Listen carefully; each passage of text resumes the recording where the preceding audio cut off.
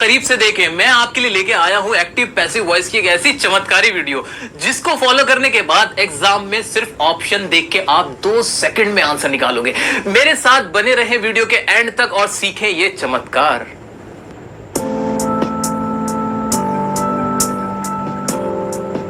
दोस्तों, active passive voice करने के लिए आपका टेंसेस का आना बहुत जरूरी है। अगर आपको टेंसेस आते हैं तो बहुत अच्छी बात है, अगर नहीं भी आते तो कोई बात नहीं, हमने आपके लिए टेंसेस की एक वीडियो बना रखी है जिसमें हमने 2 महीने का कोर्स मात्र 2 घंटे में करा रखा है। तो वहां जाके आप डियर सर के स्टाइल में टेंसेस को सीख सकते हैं। अब हम आते हैं एक्टिव पैसिव पे। पहले हम देखेंगे उसका कॉन्सेप्ट और कॉन्सेप्ट के बाद देखेंगे शॉर्ट ट्रिक। हाँ, जो शॉर्ट ट्रिक हम देखेंगे और उसको करने के बाद आप एग्जाम में ऑप्शन को देख के सही करने वाले हो। जी हाँ, ऑप्शन देखते ही सही आंसर लिखने वाले हो। तो जल्दी से देख लेते हैं कॉन्सेप्ट। आइए, कॉन्सेप्ट क्या है एक्टिव पैसिव वॉइस का।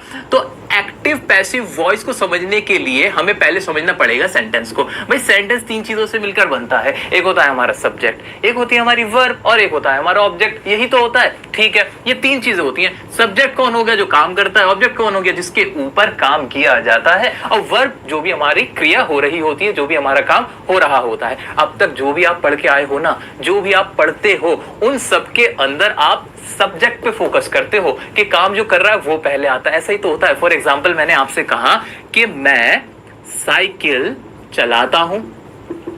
मैंने ये सेंटेंस लिखा, इसके अंदर काम कौन कर रहा है, मैं तो हो गया मेरा सब्जेक्ट। और काम हो क्या रहा है, चलाने का साइकिल को, तो ये हो गई हमारी वर्ब। और ऑब्जेक्ट किसको चलाया जा रहा है, साइकिल को, तो ये हो गया हमारा ऑब्जेक्ट। इसको ऐसे ही तो पढ़ते हो। लेकिन अब आपसे एक सवाल अगर मैं करूं, क्या सवाल, कि आपके कितने कान होते हैं।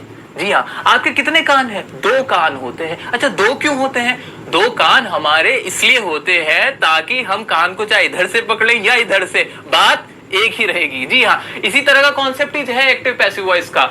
हम जो भी बात कह रहे हैं उसको चाहे हम एक्टिव में कहें या पैसिव में, बात एक ही रहेगी। अब इस सेंटेंस को देखो इस तरह से, मैं साइकिल चलाता हूं। ये बात हुई कि मैं साइकिल चला रहा हूं, यानी चलाने वाला मैं और साइकिल को मैं चला रहा हूं। अगर मैं इसको कहने लगूं कि साइकिल को चलाया जाता है मेरे द्वारा, साइकिल को चलाया जाता है मेरे द्वारा। अब मैंने इसको अगर ऐसे बोला तो क्या गलत हो गया, क्या सेंटेंस बदल गया। नहीं, बिल्कुल नहीं बदला, सेंटेंस वही रहा दोस्तों। बस इसमें फर्क क्या हो गया, मेरा कहने का तरीका बदल गया। कान मैंने इधर से नहीं पकड़ा, इस बार इधर से पकड़ लिया। तो यानी मैं कह सकता हूं कि पैसिव वॉइस में हम क्या करते हैं, जो हमारा ऑब्जेक्ट होता है वो पहले आ जाता है, जो हमारा सब्जेक्ट होता है वो बाद में आ जाता है। अगर मैं इस स्ट्रक्चर की बात करूं तो ये ऑब्जेक्ट होगा, ये आएगा पहले, ये जो सब्जेक्ट होगा ये जाएगा लास्ट में, वर्ब अपनी जगह खड़ी रहेगी। लेकिन पैसिव वॉइस में हमेशा वर्ब की फॉर्म होगी थर्ड। जी हाँ, वर्ब की आप लगा देना थर्ड फॉर्म। कोई भी पैसिव वॉइस बनाओ, पैसिव वॉइस की पहचान ही ये है। लो, पहली ट्रिक तो यहीं पर क्लियर हो गई क्या, कि वर्ब की हमारी फॉर्म जो होगी वो होगी थर्ड। पैसिव वॉइस के अंदर थर्ड फॉर्म इस्तेमाल होती है, ठीक है। तो ये रहा कॉन्सेप्ट। तो यहां पर हमारा आ गया ऑब्जेक्ट, यहां आ गई हमारी वर्ब और यहां आ गया हमारा सब्जेक्ट। उल्टा हो गया और कुछ नहीं हुआ। तो ये तो हमारा मोटा मोटा कॉन्सेप्ट के पैसिव वॉइस होती क्या है। कुछ भी नहीं होती पैसिव वॉइस, बस बात कहने का तरीका अलग होता है। इसके अंदर ऑब्जेक्ट पहले आ जाता है। तो अब हम एग्जाम्पल देख सकते हैं। जैसे मैंने आपसे कहा, मैं एक खत लिखता हूं। यहां पर सेंटेंस था, मैं एक खत लिखता हूं। खत लिखने वाला कौन, मैं। लिखा क्या जा रहा है, खत, यानी वो हुआ ऑब्जेक्ट। मैं इसको कह सकता हूं, एक खत लिखा जाता है मेरे द्वारा। तो ये क्या हो गई हमारी पैसिव वॉइस। ऐसे मैं कह सकता हूं कि हम खाना खा रहे हैं, और पैसिव क्या बनेगी इसकी, खाना खाया जा रहा है हमारे द्वारा। मैं आपको पढ़ा रहा हूं, और इसकी पैसिव वॉइस क्या हो जाएगी, कि आपको पढ़ाया जा रहा है मेरे द्वारा। ठीक है, तो सब ये हमने क्या करा, एक्टिव पैसिव को इसको हम चेंज करते गए। ये तो थी हिंदी की बात। अब आ जाते हैं हम अपने एग्जाम के अंदर। एग्जाम में आपको एक एक्टिव का सेंटेंस होगा, उसको कहा होगा कि इसको पैसिव में बदल दो।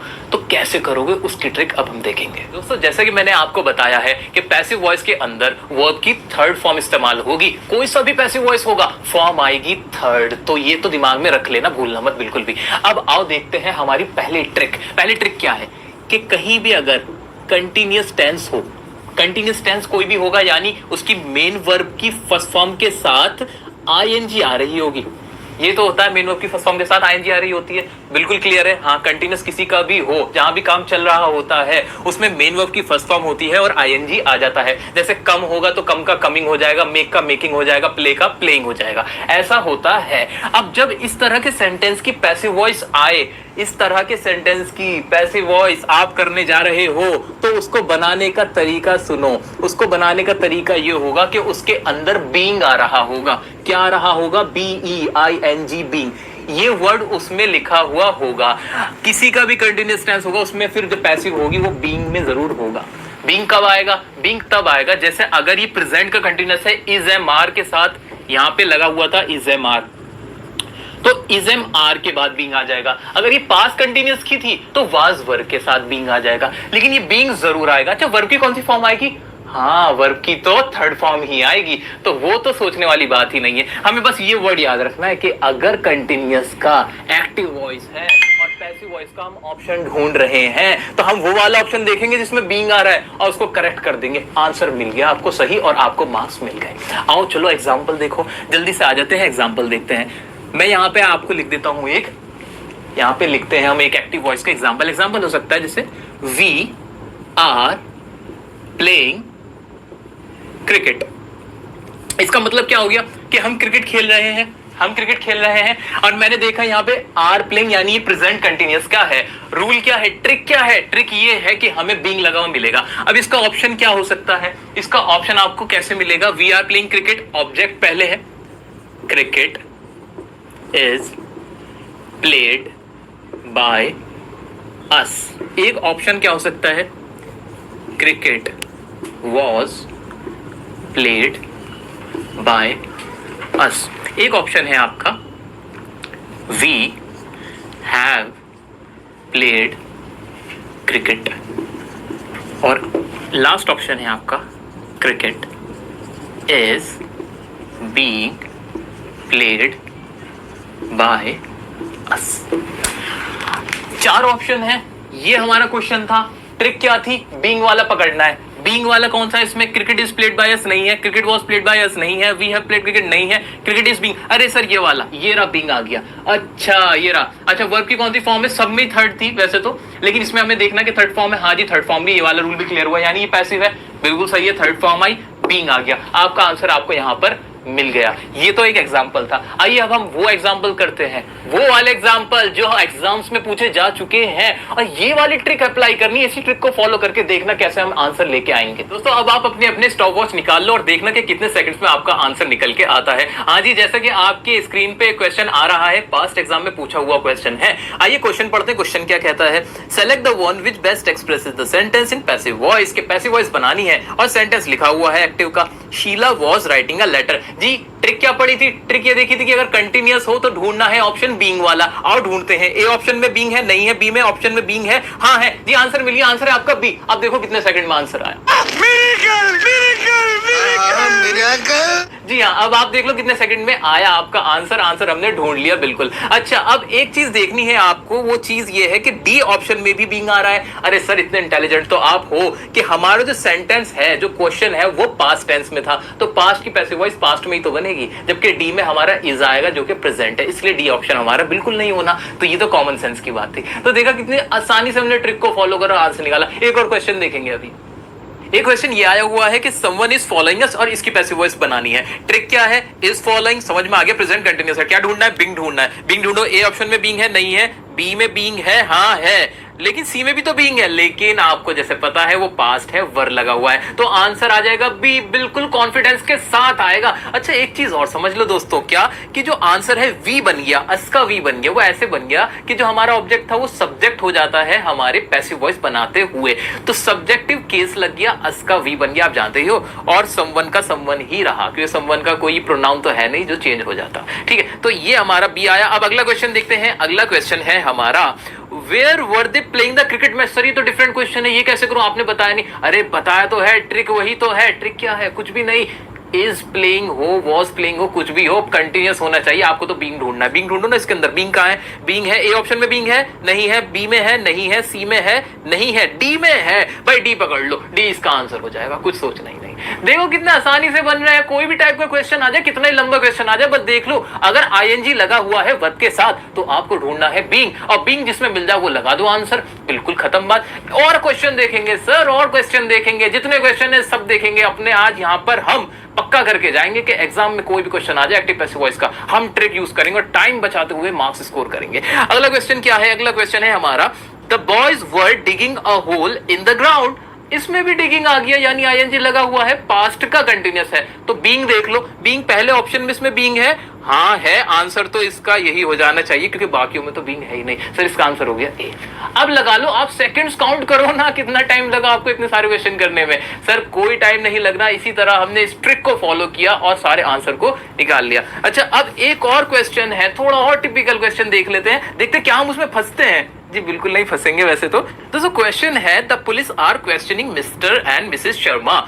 तो ये भी कंटिन्यूअस था, बीइंग वाला ढूंढो ना इसके अंदर, बीइंग वाला ए में बीइंग है नहीं है, बी में बीइंग है नहीं है, सी में बीइंग है नहीं है, डी में बीइंग है, यही आंसर है। बिल्कुल हमने इसको भी कर लिया, बिल्कुल नहीं फंसे सर, कितने ही टाइप के क्वेश्चन दे दो, आ जाओ मैदान में और हमें क्वेश्चन दे दो, हम तो करेक्ट आंसर ही करके आएंगे। तो हमने ये देखे थी पहली ट्रिक और उसके ऊपर बेस्ड क्वेश्चन जो हमने सक्सेसफुली बना दिए। अगर वीडियो समझ में आ रही है, मजा आ रहा है तो प्लीज इसको लाइक करना ना भूलें। अब आते हैं हमारी दूसरी ट्रिक की तरफ। जी हाँ, एक और गोल्डन ट्रिक हम फॉलो करेंगे और अपने आंसर बनाएंगे। दोस्तों अब हम बढ़ते हैं हमारी दूसरी ट्रिक की तरफ। जी हाँ, बिल्कुल कंसंट्रेशन बना के रखना क्योंकि यही ट्रिक आपको एग्जाम में मार्क्स दिलाने वाले हैं और आपका टाइम बचाने वाले हैं। दूसरी ट्रिक क्या है और समझो, जब भी आप कोई एक्टिव वॉइस देखो जिसके अंदर इस्तेमाल हो रहा हो हैज, हैव और हैड, अगर इनमें से कोई भी इस्तेमाल हो रहा हो तो दिमाग के पर्दे खोल लेना कि ये तो होंगे हमारे परफेक्ट टेंस। जी हाँ, प्रेजेंट, पास्ट, फ्यूचर के परफेक्ट टेंस में हैज एंड हैड का इस्तेमाल होता ही होता है और इनके साथ मेन वर्ब की ऑलरेडी भी थर्ड फॉर्म ही लगी हुई होती है। पैसिव वॉइस में भी थर्ड फॉर्म ही लगी हुई होती है, तो फॉर्म की तो हमें टेंशन लेनी ही नहीं। हमें बस ये देखना अगर हैज, हैव, हैड आ रहा है एक्टिव के अंदर तो हमें ऑप्शन क्या ढूंढना है?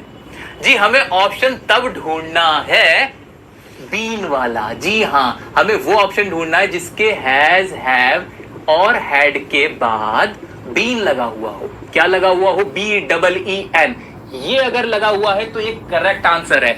बिल्कुल ये ढूंढो और कुछ मत देखो, सारे ऑप्शन भूल जाओ ना, बस आप तो ये देख लो हैज, हैव, हैड अगर आपकी एक्टिव है।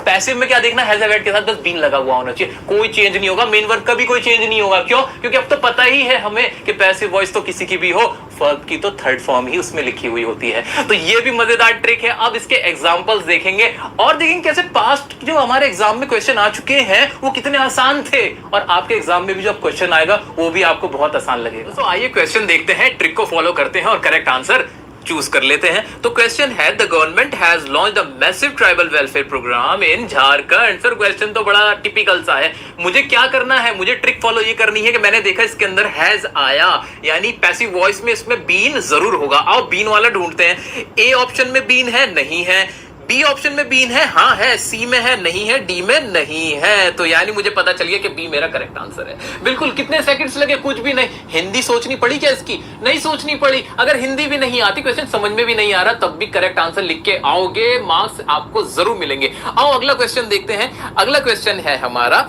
The minister had already informed his cabinet about his decision। इसके अंदर भी मैंने देखा had आया, यानी पैसिव वॉइस में बीन आएगा, वही फॉलो करेंगे। पहले ऑप्शन में बीन है नहीं है, भगाओ। बी में है नहीं, इसको भी हटाओ यार। सी में है हाँ है, इसको हम रख लेंगे। अच्छा डी में भी है, हाँ डी में भी है, अब क्या करें? अरे अब कैसे करेंगे, इनमें तो दोनों में बीन आ गया। अरे सर कुछ भी नहीं करना, आप गौर से देखो, जो डी वाला ऑप्शन है उसमें विल आ रहा है, विल टेंस है फ्यूचर वाला, विल तो फ्यूचर में होता है ना, और जो क्वेश्चन है हमारा वो हेड वाला है, वो पास्ट में होता है। जी हाँ, टेंस में हमने देखा तो था, तो इसलिए हमारा आंसर हमें मालूम है कि क्या होगा, सी ही होगा। बिल्कुल कॉन्फिडेंस के साथ आप सी लिख के आओगे। आओ अगला क्वेश्चन देखते हैं। अगला क्वेश्चन है हमारा has anybody answered your question. अच्छा पहली बात, जैसे ही क्वेश्चन वाला आंसर हो ना, कोई भी क्वेश्चन वाला हो जिसमें सवाल पूछा जाए, उसकी पैसिव वॉइस पूछे तो उसकी पैसिव वॉइस भी सवाल में ही होगी। जी हाँ, इंटरोगेटिव की पैसिव वॉइस इंटरोगेटिव में, अफर्मेटिव की अफर्मेटिव में, नेगेटिव की नेगेटिव में, ये तो कॉमन सेंस की बात है। आओ इसका ऑप्शन देखते हैं, ए क्या है? Your question has been answered.